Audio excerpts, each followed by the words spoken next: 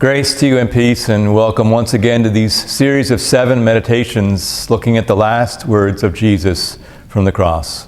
In this meditation, we look at the 5th word from John chapter 19. After this, when Jesus knew that all was now finished, he said, in order to fulfill the scripture, I am thirsty. A jar full of sour wine was standing there, so they put a sponge full of the wine on a branch of hyssop and held it to his mouth. Thirst is a common symbol in Scripture, used to describe our longing for God. In Psalm 42, to take but one example, the psalmist writes, "As a deer pants for flowing streams, so pants my soul for you, O God.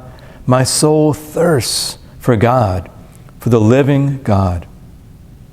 The psalmist thirsts for God, and we too thirst for God. We cannot live without God. Our souls thirst for God. But the true miracle that we reflect on in this meditation is not that we thirst for God.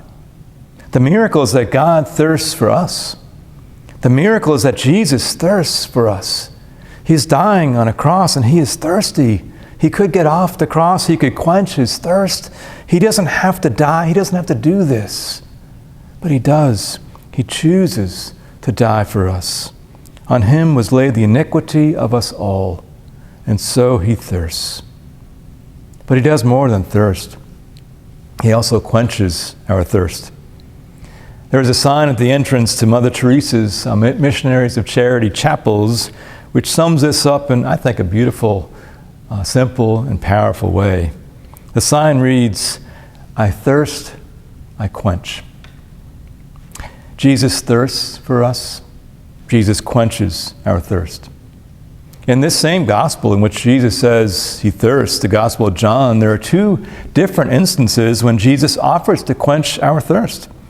The first is at the end of the festival when Jesus stands up and says, "If anyone thirsts, let him come to me and drink." And the other is when he tells the Samaritan woman at the well, "Whoever drinks of the water that I will give will never be thirsty again." The miracle that took place on the cross is that Jesus showed the extent to which he was willing to go to quench our thirst.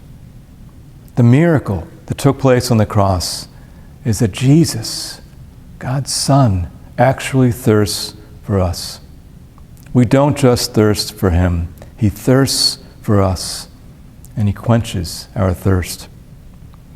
I invite you now to take time in silence to think of the ways that your soul is thirsting for God, for the living God.